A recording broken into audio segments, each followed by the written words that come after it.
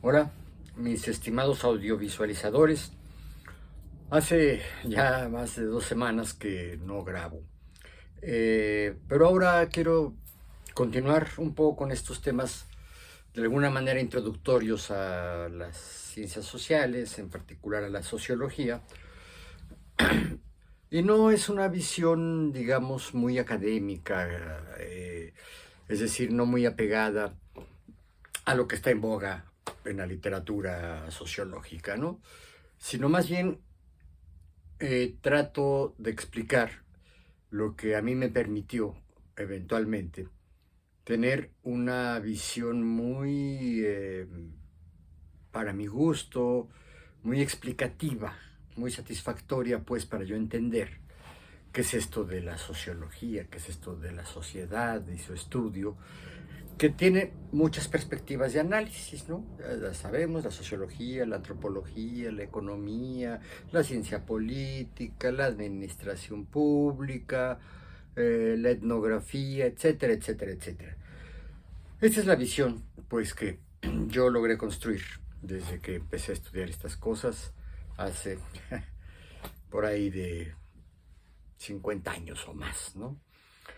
Eh, Y yo creo que no han perdido vigencia. De hecho, esto se sigue discutiendo desde hace casi 2 siglos o más, tal vez, en la literatura, tanto desde la filosofía como desde las posteriores aplicaciones, eh, pues digamos, científicas al estudio de las sociedades, ¿no? Y un tema que quiero desarrollar hoy precisamente es las premisas históricas para el estudio de las sociedades. Cuando digo para el estudio de las sociedades, sí me estoy refiriendo otra vez para el estudio histórico de las sociedades, no para el estudio, digamos, diacrónico, ¿no? Es decir, fijo en el tiempo, no, sino en su dinámica, en su devenir, en su desarrollo histórico. Como sabemos, el asunto, el concepto sociedad es un concepto que se discute muchísimo, sobre el cual hay muchas definiciones, que van desde considerar a la sociedad como un conglomerado, simplemente una agrupación de seres humanos, ¿no? O de animales vivos. Tengan en cuenta que hay gente que le llama a, por ejemplo, a las abejas o a las hormigas o a las termitas, o incluso de animales ya mayores, mamíferos, a las manadas de búfalos, de leones, de lobos, les llaman sociedad. Yo voy a tratar de explicar por qué no se les debe de llamar sociedad a ellos. Tal vez no salga en este mismo tema, en este mismo video, en el que voy a hablar en las premisas históricas para el estudio histórico de las sociedades. Para no repetir, llamémosle premisas históricas para el estudio de las sociedades. Es decir, cómo entender la historia va a darnos las bases de cómo entender a la sociedad, ¿no? También sobre las premisas históricas, la concepción de la historia. Generalmente la historia la entendemos como la vida y obra de los grandes hombres que destacaron en sus tiempos o que lideraron algunas de las sociedades nacionales o de los reinos o de los imperios, ¿no? O bien de los grandes pensadores, filósofos, novelistas, ensayistas, y por supuesto ya los cientistas o científicos sociales, que son de los últimos, a lo sumo, 3 siglos, ¿no? Sin embargo, las consideraciones filosóficas sobre la sociedad datan desde los orígenes de la filosofía, ya con los presocráticos, ¿no? Esto que les voy a exponer sí está basado en uno de los fundamentos del materialismo histórico, que fue, digamos, la perspectiva de análisis que fundaron Carlos Marx y Federico Engels desde mediados del siglo XIX. Y cuando yo leo esto en un libro que se llama La ideología alemana, aclaro, para Marx y Engels, la ideología es una falsa concepción de la sociedad. Ajá. Entonces ellos escriben este libro, La ideología alemana, que es un libro grueso de muchos ensayos y de muchas investigaciones empíricas que ellos mismos hicieron, para desmentir la visión filosófica dominante en ese entonces. Estoy hablando de la primera mitad del siglo XIX, que estaba, por supuesto, dominada por los planteamientos de Hegel, Federico Hegel. Y Hegel planteaba que todo el desarrollo de la humanidad no era más que la materialización, es decir, la realización. Cuando digo realización es de hacerse real, ¿no? Por lo tanto, de materializarse, de una fuerza invisible, no material, a la que le llamó el espíritu absoluto. Ajá. Entonces, el espíritu absoluto vive un proceso de realización, es su autorrealización, porque el espíritu absoluto decide realizarse. Hegel no explica más allá de qué es el espíritu absoluto, pero evidentemente se parece mucho a la idea de Dios. El materialismo histórico se llama así porque se basa en los hechos materiales, no en las ideas. Y señalan que la realidad material de los seres humanos es producto de un largo desarrollo histórico. De ahí el nombre materialismo histórico.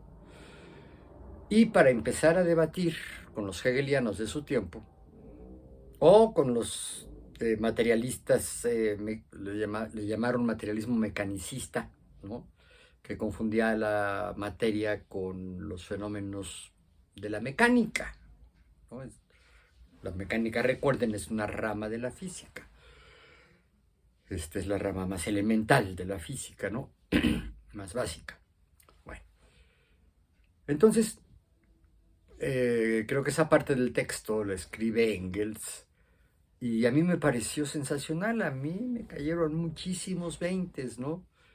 Cuando dice que lo primero que hay que hacer para tener una visión correcta de la historia, una vez, incluso ellos ya hablan de la versión científica de la historia, basada en los hechos más que en las ideas, pero evidentemente el estudio de los hechos orientado por ideas también, ¿no? O sea, no descartaban la posibilidad humana de tener ideas, de tener pensamientos, de expresarlas en palabras, ¿no? Lenguaje. Bueno.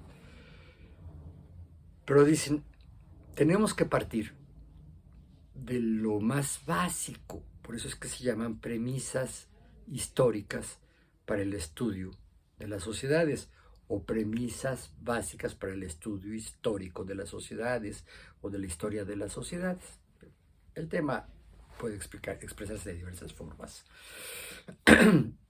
Entonces parte de una pregunta. Si lo primero que hay que hacer es preguntarse, ¿qué es lo primero que se necesita sobre la Tierra para que haya historia? Podemos planteárnoslo para que haya lo que quieran, educación, filosofía, tecnología. ¿Cómo explicarnos este mundo que ya en los esquemas anteriores les había señalado de este lado del pizarrón como el mundo del medio cultural, el medio ambiente cultural, ¿no? Decíamos, pues sí, el ser humano, pues por supuesto que está también dentro de un medio natural, en un ecosistema, un planeta, tiene su organismo, ¿no? Que es un hecho biológico, ¿no? Es una entidad biológica, pero no solo eso, el ser humano es tal, ser humano, porque vive en el mundo de la cultura, porque ha creado un ambiente para satisfacer sus propias necesidades y poder vivir en él. Entonces, cualquier cosa que suceda allí debe ser entendida a partir de estas premisas, según lo que dijeron Marx y Engels, y que yo comparto plenamente, y que ojalá pueda yo convencerlos de ello. sino convencerlos, hacerlos pensar en ello, ¿no? Las premisas históricas para el estudio de las sociedades. Decía Engels, lo primero que hay que preguntarse es ¿qué es lo primero que se necesita, si lo más básico que se necesita para que haya historia?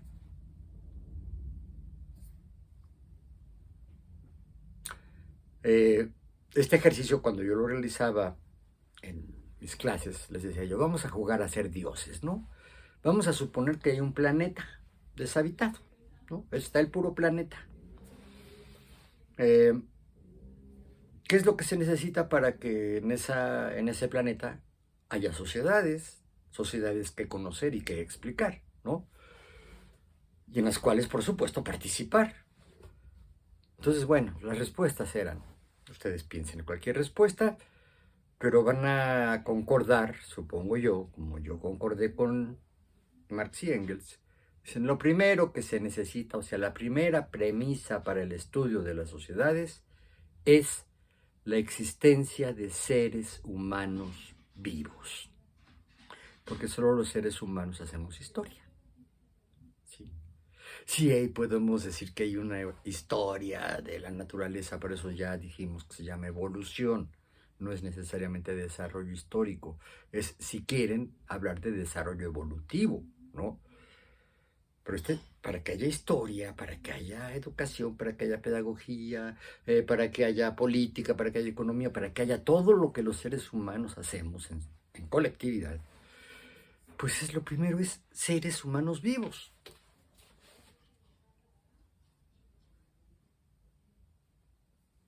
Primera premisa, pues, es la existencia de seres humanos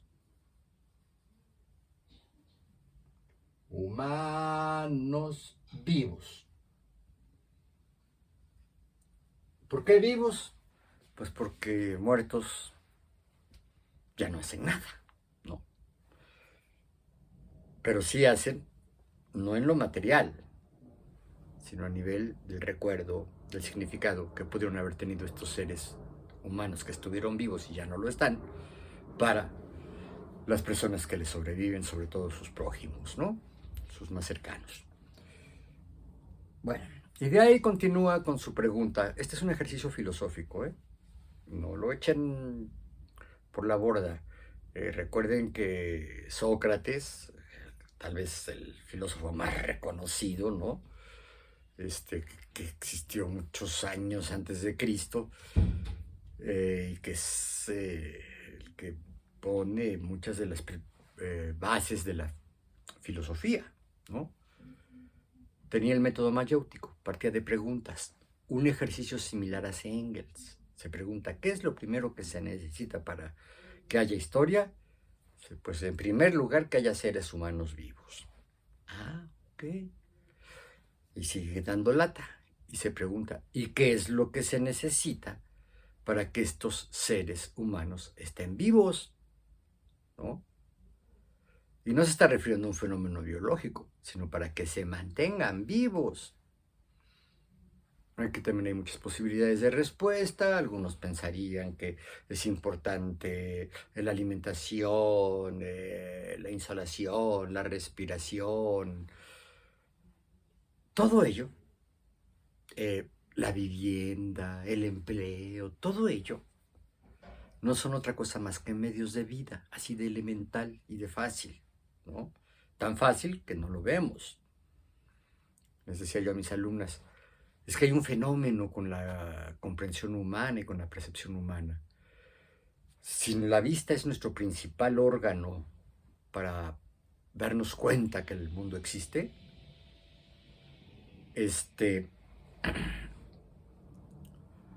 si es así, y nosotros queremos ver la palma de la mano teniéndola a unos 5, 6, 3 centímetros de los ojos, no vemos nada. Si la tenemos, esa misma palma de la mano, la podemos ver o poner a, ¿qué les gusta? 100 metros, 200 metros, 1 kilómetro, tampoco la vemos. Es decir, la cercanía excesiva y la lejanía excesiva no nos permite percibir Lo mismo sucede con los sonidos. Muchas veces cuando te hablan al oído, te cuesta trabajo discernir qué te están diciendo. ¿Sí? Y si te hablan desde muy lejos, pues menos, simplemente no oyes, ¿no? Bueno, pues algo así sucede también con este ejercicio que hizo Engels, ¿no? Dice, bueno, entonces, ¿qué es lo que se necesita para que los seres humanos estén vivos? Tan sencillo como contar con sus medios de vida. Es decir, todos aquellos implementos, actividades, materiales, ideas que nos permitan estar vivos. Esos son los medios de vida. Y si ustedes le piensan tantito, van a ver cómo ahí cabe un montón de cosas. No solo es alimentarse, también es beber agua, también es inhalar oxígeno y expeler CO2, ¿no? Ese es uno. Pues también es importante, pues no tenemos pieles gruesas, ni somos muy peludos, ¿no? Necesitamos cubrirnos del ambiente, bueno, los ropajes, ¿no? Tendemos a vivir, a dormir, a pernoctar, porque somos muy malos para ver en la noche. Tampoco tenemos un oído que nos permita percibir el mundo a través de la pura audición, ni menos del olfato, ¿no? A pesar de que sí olemos, de que sí oímos y de que sí vemos. Entonces, pues cuando cae la penumbra, pues nos encerramos en un lugar lo más seguro posible. Y cuando decimos seguro es que no entre ni salga nadie, ¿no? Entonces, todo eso son medios de vida, ¿sí? Todos los animales, todos los seres vivos, si no hubiera seres, es decir, si no especificamos que son seres humanos vivos, todo esto es válido para todos los seres vivos, ¿sí? Tienen que contar con sus medios de vida para estar vivos, esto es obvio, ¿no? Nada más que los medios de vida del ser humano son cualitativamente diferentes a los que utilizan el resto de las especies vivas. Llámenles animales, hierbas, es decir, plantas, pues vegetales, ¿no? Insectos, hongos, bacterias, virus, ¿no? Tienen que tener sus medios de vida. Si no tienen sus medios de vida, se mueren y no viven, ¿ok? Y dentro de estos medios de vida también está la reproducción, ¿eh? ¿Cómo nos explicamos la existencia de los 7,000 millones de habitantes que somos ahora, mucho más de 7,000 millones de habitantes que hay en el planeta, habitantes humanos, si no tenemos en cuenta la reproducción? O sea, porque desde aquí, los seres humanos somos entidades colectivas. Tenemos que estar en sociedad. No podemos reproducirnos si no es por lo menos en una interacción sexual entre un hombre y una mujer, ¿no? Esa reproducción no se va a dar. Aquí sí, es un hecho biológico, ¿no? Bueno. Y sigue preguntándose, ¿y qué es lo que se necesita para que los seres humanos cuenten con sus medios de vida? A diferencia de todos los demás animales y de todos el reino vegetal y el reino de los hongos y los microorganismos, a diferencia de todos ellos, los seres humanos tienen que producir sus medios de vida, porque la naturaleza no nos los da tal cual para consumirlos y permitir estar vivos. Piensen, ¿qué les digo yo? En unos frijoles, ¿no? Si te encuentras una vainita de frijoles, pues, qué bueno, ¿no? Ya vamos a poder comer. Híjole, la dentadura humana no es muy apta para triturar el frijol, ¿sí? Y el frijol silvestre es muy escaso, muy chiquito, las vainas son pequeñitas, ¿no? Entonces el ser humano los produce. ¿Cómo? Pues sembrándolos, cultivándolos, cosechándolos, cocinándolos. hasta que te llega o tienes una olla de frijoles y la pones en un plato o te la comes directo de la olla, ¿no? Ese es un medio de vida. Lo mismo pasa con la carne.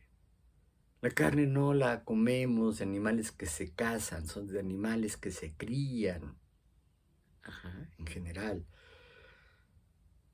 Pero también es un medio de vida protegerse del ambiente, ¿sí? Si hace mucho frío, pues te pones una piel de oso o bien una tela sintética que te permita conservar el calor, ¿no? Que el calor de tu cuerpo no escape y por lo tanto que no entre el frío brutal, ¿no? No sé, menos 30 grados centígrados o incluso temperaturas más extremas. Hay ciudades, en Siberia, por ejemplo, que tienen temperaturas extremas de menos 70 grados. Ajá. Eso en un instante congela cualquier cosa. En un instante, ¿no? Las orejas se pueden congelar. Y si se congelan las orejas, se te quiebran, crack, como cristales, ¿no? Todo eso también son medios de vida. Las casas que construimos, los transportes que hemos ido inventando y desarrollando desde que el hombre empezó a moverse con ayuda, pues, de implementos, camillas para arrastrarse, carromatos, carretas, la monta de bestias como los caballos, por ejemplo, los camellos para transportarse, ¿no? Porque tienen muchas más capacidades, ellos mucho más fuerza y resistencia para soportar el peso de uno o dos o tres seres humanos y ir a largas distancias, ¿no? También esos son medios de vida que se producen. Está bien, no producimos el camello, pero sí lo criamos y lo entrenamos para que sirva como elemento de transporte y de carga. Lo mismo al caballo. Tengo entendido que los guanacos en Sudamérica también tienen esas funciones. El burro, la mula, ¿no? Ya no digas los trailers, los buques, los aviones, etcétera, ¿no? Entonces, para que el ser humano cuente con sus medios de vida, ¿qué se necesita? La producción. ¿Cómo se producen los medios de vida?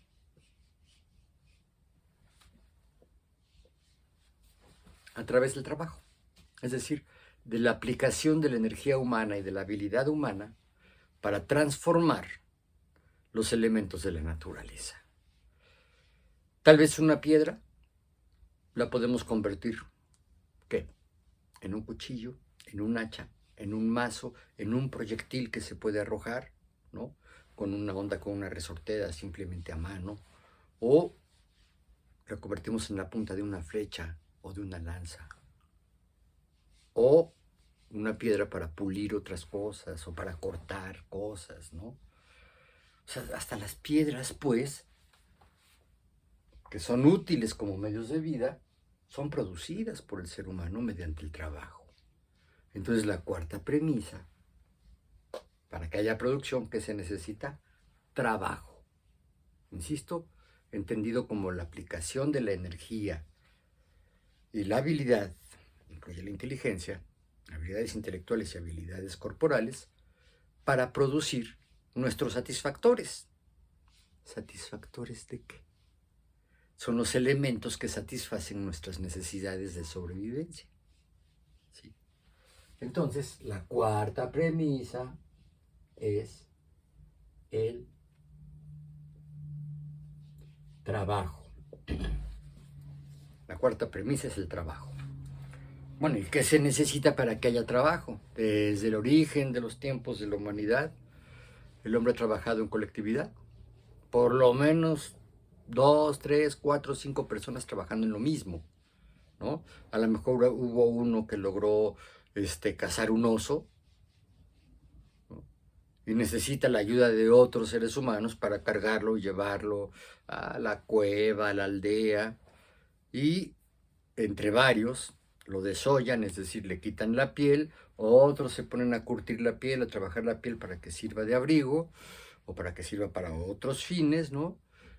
Y otros los que empiezan a destazar la carne si es que se lo van a comer, ¿no? O simplemente pelar el esqueleto para usar los huesos y hacer otro tipo de armas, ¿sí? O simplemente para ser satisfactores a las necesidades ya más espirituales, digamos, ¿no? Estas necesidades de carácter psíquico, de creer en alguna deidad, en un ser superior que te controla, que te creó, al cual te puedes atener, al cual le puedes rezar, ¿no? Desde el principio, pues, el trabajo humano es lo que ahora rimbombantemente los pedagogos le llaman trabajo colaborativo. Todo trabajo es colaborativo. Esto que estoy haciendo, grabando un video, es de alguna manera trabajo. No porque me lo paguen. Yo no recibo un quinto, me falta un montón de tiempo y de hacer muchas cosas para poder monetizar mis videos. O sea, no se están monetizando. A nadie le interesa venderme a mí publicidad. ¿Por qué no? Pues porque tengo muy poquitos seguidores y muy poquitas visualizaciones, ¿no? Porque estos temas no son, pues ahora sí que del gusto predominante, ¿no? Y además yo sí que estoy consciente de que me falta mucha producción, que me falta mucha edición, ¿no? Pero tampoco tengo gran interés en desarrollarlo, pero bueno, esa es otra historia, ¿no? Pero lo que estoy diciendo es que aquí sí estoy yo trabajando, ¿no? Sin remuneración económica.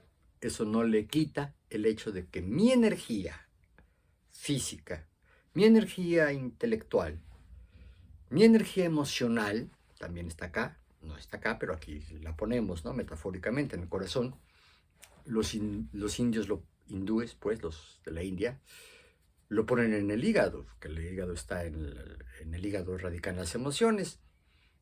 Pero yo sí creo en la explicación occidental de que todo está acá en el cerebro, ¿no? Bueno, es mi energía intelectual, pues, más mi energía física, al mover esto, al escribir, al haber colgado mi pizarroncito, al montar el tripié con la cámara. Estoy usando mis habilidades corporales, ¿no? También es trabajo, entonces, ¿sí? O sea, no es la chamba, no es la choleta nada más, ¿no? A veces uno estudia no por ganar dinero, no. Estudia porque le interesa conocer, porque le interesa ejercer una disciplina de las que ya están establecidas. Y hay quien se inventa su disciplina y a veces hacen genialidades, a veces generalmente no, pero bueno. Entonces, lo que quiero decir, pues, con estas explicaciones sobre el trabajo, es que lo primero que se necesita para que haya trabajo, consta que ya estamos en la pura humanidad, ¿eh? Ya estamos hablando estrictamente de los seres humanos. Y lo primero que se necesita para que los humanos puedan trabajar es la socialización. ¿Por qué? Socialización. Porque necesariamente te vinculas con otros para trabajar. Si yo soy un mecánico, pues voy a hacer uso de muchas herramientas, pero las herramientas no las elaboro yo, las elaboran otros que se dedican a hacer herramientas. Y esto es válido para cualquier actividad en la cual estén implicadas herramientas. Y bueno, eso es también a lo que se le llama tecnología, ¿no? Tristemente, en los últimos años, desde que se pusieron de moda las tecnologías de la informática y la comunicación, es decir, los teléfonos celulares, las tabletas, las laptops, las computadoras, el Wi-Fi, ¿no? La fibra óptica. A eso se llamó las tecnologías de la informática y la comunicación. Entonces, en el ámbito educativo, escolar, al menos aquí en México, en esta ciudad de México, de pronto los maestros empezaron a hablar de las tecnologías. Y yo me los vaciaba y sacaba un lápiz, ¿no? O una pluma y les decía, miren, esto también es tecnología. ¿Por qué? Porque los seres humanos aplicaron técnicas para producir esto, ¿sí? Y hay técnicas para su uso también. Es decir, la aplicación de tus habilidades, el desarrollo de tus habilidades para la correcta utilización de un instrumento de escritura que puede ir desde el cincel y el martillo para pegarle a una losa de piedra, ¿no? Hasta, híjole, pues las supercomputadoras que hay ahora, hay algunas que se mueven con reaccionan a la mirada humana o a la voz humana, ¿no? Muy sofisticado. Pues todo eso es tecnología. Y la tecnología la hacen otros, ¿sí? Los implementos tecnológicos. Piensen ustedes cuántas cosas utilizan para realizar sus actividades. Llámenle cocinar, hacer el aseo de la casa, vestirse, maquillarse, peinarse. Piensen cuántos implementos usan y cuáles de ellos hacen ustedes, los fabrican ustedes. Prácticamente ninguno. Todo lo adquirimos, lo compramos, nos lo regalan, lo heredamos, otros se los roban, ¿no? Pero pues, un ladrón, ¿no? Si utiliza una pistola o una navaja para amedrentar a sus víctimas, pues está utilizando una herramienta que él no fabricó, ¿sí? Por eso es que desde el principio el trabajo es un trabajo colaborativo y esa colaboración requiere de que el ser humano esté socializándose, es decir, de interactuar con otros con el mismo propósito. ¿Ok? ¿Y qué es lo que se necesita para que haya socialización? Pues claro, esto es bien clarito, tan claro que tampoco lo vemos, ¿no? Para que haya socialización se necesita la comunicación.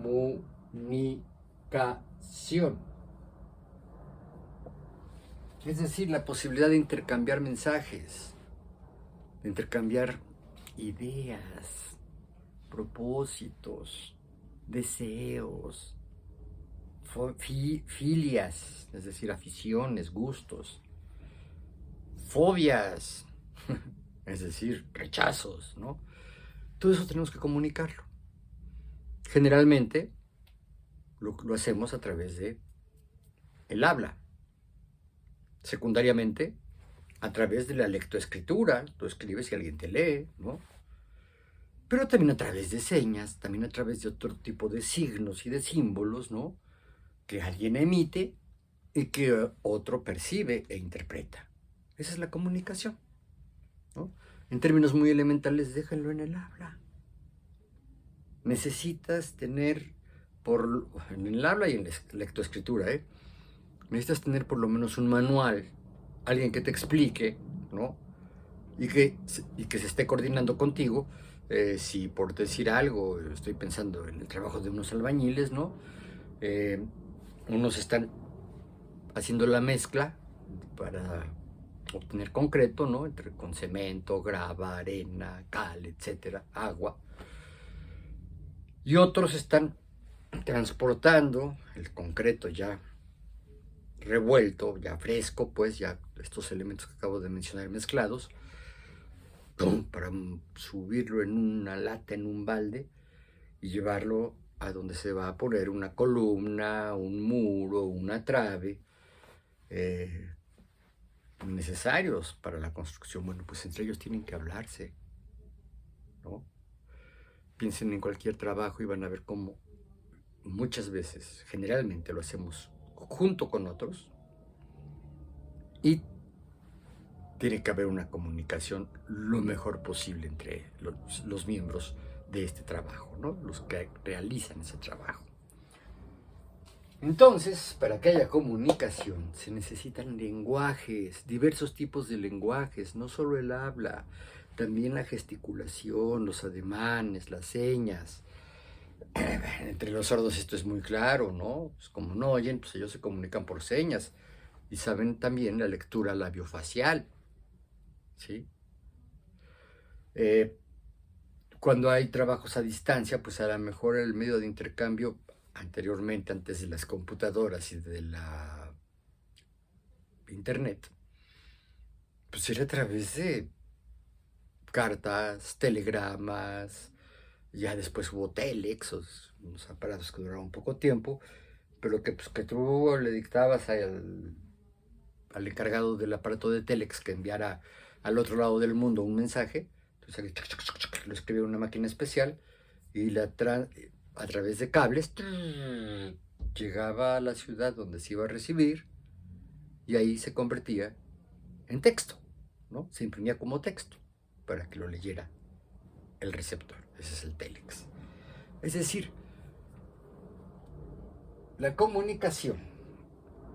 ¿Qué es lo primero que se necesita para que haya comunicación? Pues lenguaje, diversos tipos de lenguaje, lenguaje matemático, lenguaje binario, lenguaje oral, lenguaje escrito, ¿sí?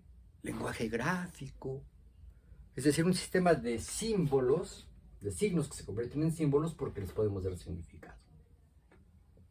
Entonces, la séptima premisa es la existencia del lenguaje. ¿Y qué se necesita para que haya lenguaje? Aquí sí ya. Pensamiento. No puedes hablar si no piensas. Vas a hacer un montón de ruidos, tal vez. Y por muy rudimentario y pobre que sea tu pensamiento por alguna afección cerebral, pues siempre hay una manera en que estás utilizando tu cerebro para tratar de comunicarte con los otros, ¿no? Insisto, son diversos tipos de lenguajes, el lenguaje oral, el lenguaje escrito, el lenguaje matemático, ¿no? También es un lenguaje. El sistema numérico, las operaciones fundamentales, el álgebra, la trigonometría, el cálculo diferencial, el cálculo integral, etcétera, etcétera, etcétera. Entonces, para que haya lenguaje, lo primero que se necesita es pensamiento. Le voy a llamar intelecto.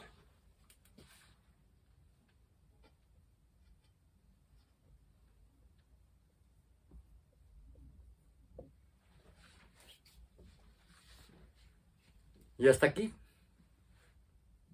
las premisas para el estudio histórico de las sociedades. Fíjense, casi siempre cuando estudiamos historia, la estudiamos a este nivel.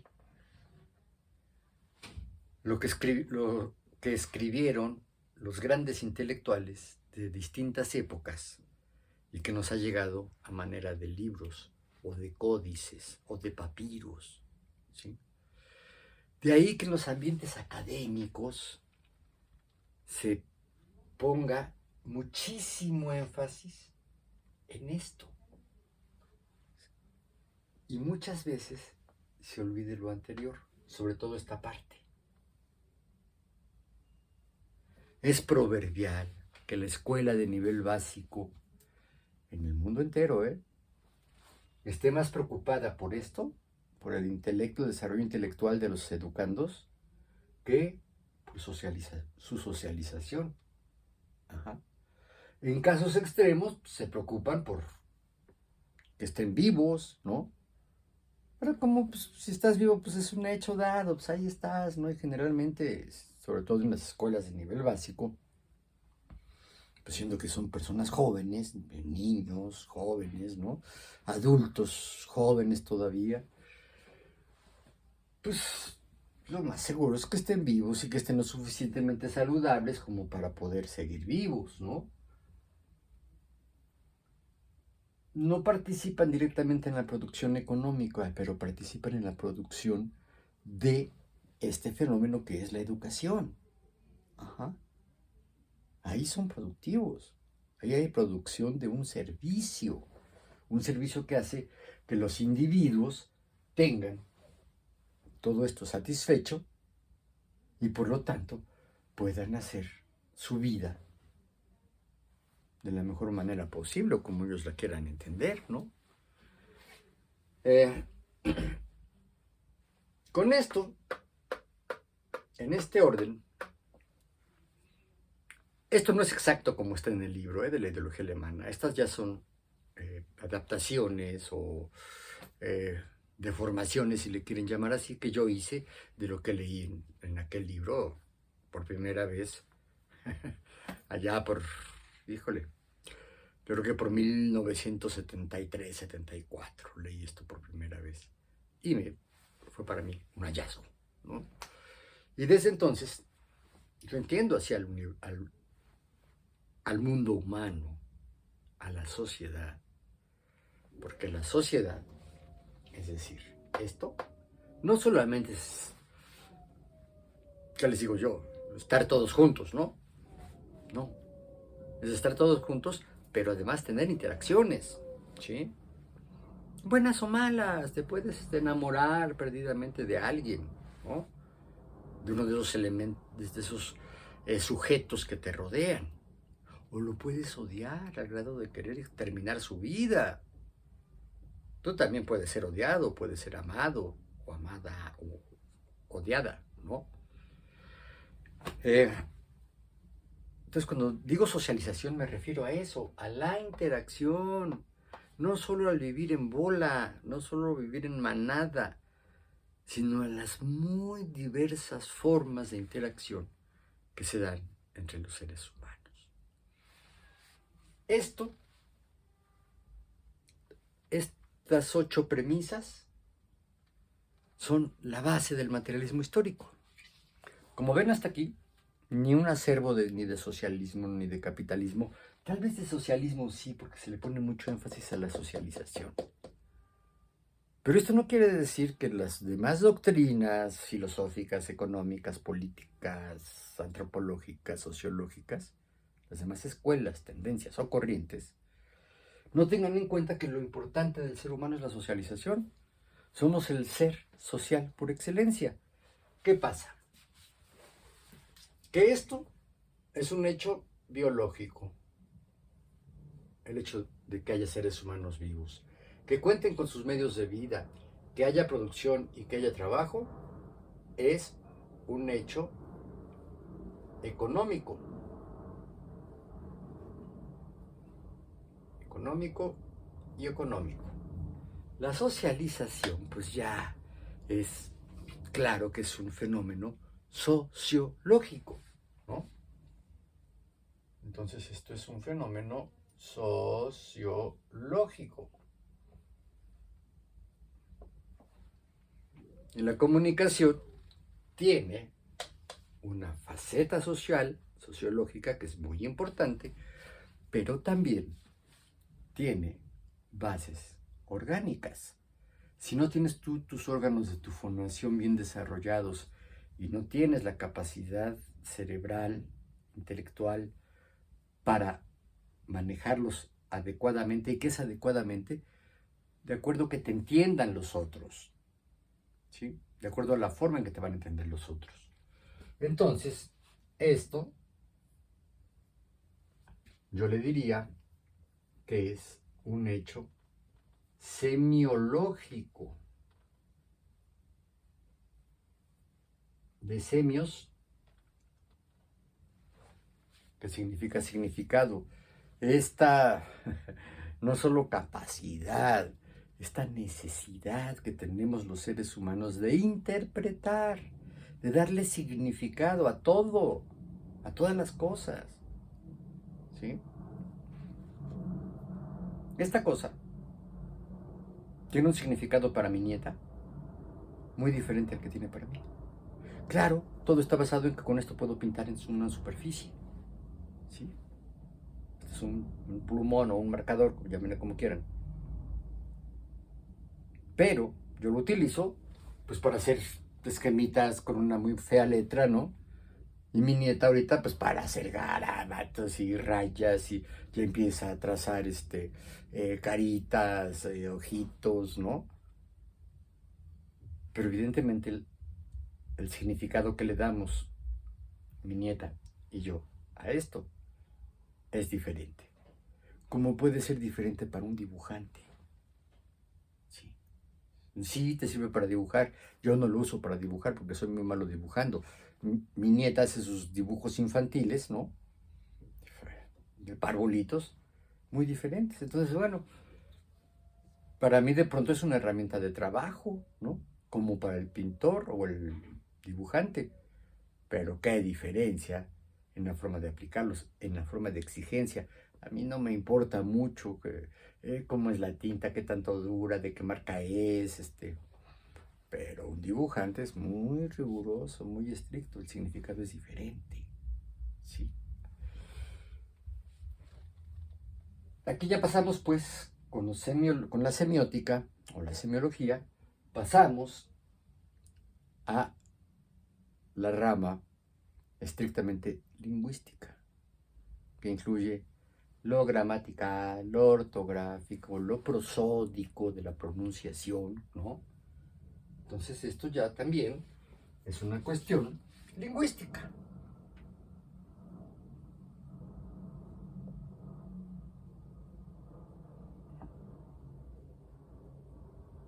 Y finalmente llegamos al intelecto como un fenómeno psíquico que se da como proceso racional, no de todo nuestro cerebro, es básicamente de la corteza cerebral y en particular del lóbulo frontal. Entonces, esto es un fenómeno neurológico, porque intervienen las neuronas, neurológico.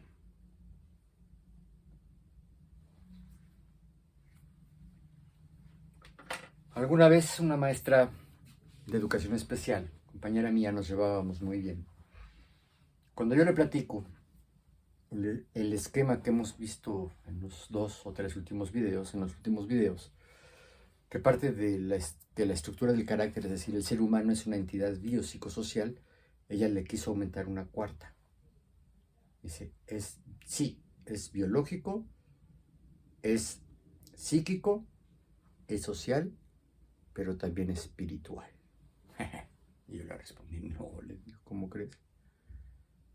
Esto que ustedes le llaman espiritual, pues ya lo discutió Hegel, ya lo atacaron a Hegel, ahí hay una diferencia grande entre idealismo y materialismo. Y el idealismo no es por tener ideales, sino es pensar que las ideas producen la materia. No. Esto nos demuestra que lo que produce la materia o es un fenómeno natural que se produce a sí mismo y que va evolucionando por sí mismo, por mensaje genético o por cuestiones ecológicas, la cosa espiritual que tiene que ver con la religiosidad, ¿no? Está muy cercano a la religiosidad. Vean la Santísima Trinidad, ¿no? Dios Padre, Dios Hijo y Dios Espíritu Santo.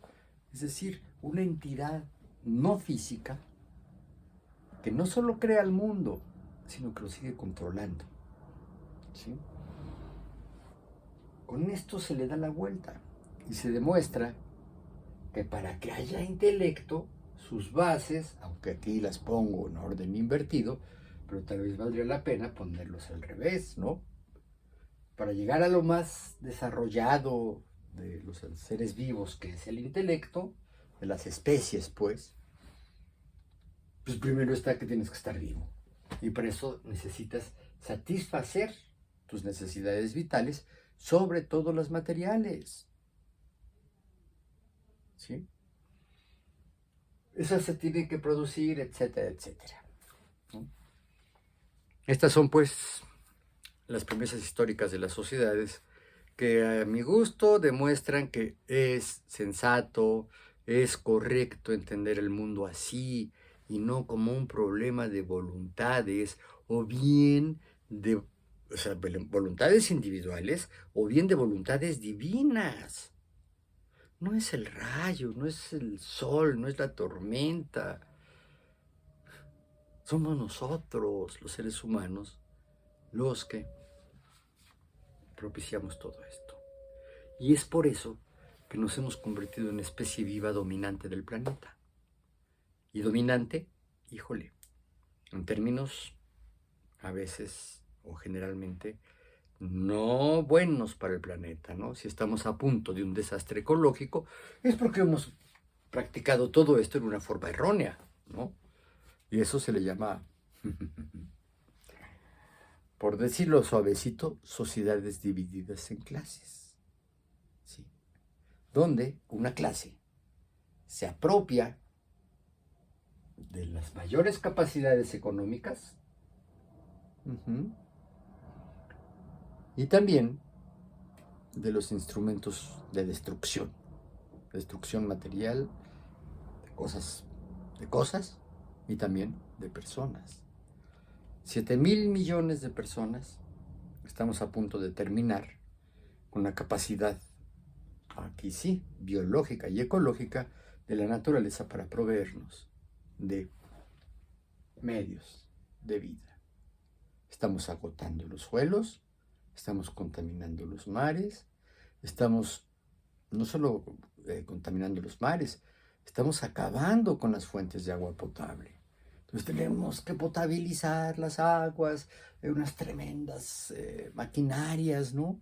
¿Para qué? Pues para hacer el agua otra vez consumible por el ser humano, y esto cada vez es más difícil, ¿no? Hemos acabado con un montón de especies, porque nos las comemos, porque lastimamos su hábitat, porque, ¿qué les digo yo? Para poner una plantación de un producto que se vende mucho, el caso del aceite de palma, ¿no? Que ha arrasado con las selvas de Indonesia y de Nueva Guinea, poniendo en peligro la existencia de los orangutanes, por decir una especie muy llamativa, ¿no? Lo mismo pasa con el calentamiento global. Si se están derritiendo los casquetes polares y eventualmente los polos, polo sur y polo norte, pues focas, pingüinos, osos polares, quedan muy poquitos. Hace unos cuantos años se extinguió el último espécimen del rinoceronte blanco. Ya no hay rinocerontes blancos. Alguien dijo, en materia de evolución, extinción es la palabra clave. Claro, como fenómeno natural, pero cuando lo produce el ser humano, es demasiado rápido y demasiado brusco esta extensión.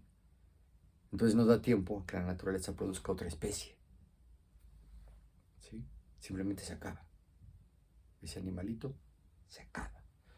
El teporingo, un conejito chiquitito, muy bonito, que vivía únicamente en las faldas del volcán Popocatépetl, ya se extinguió, ya no existe, no hay más.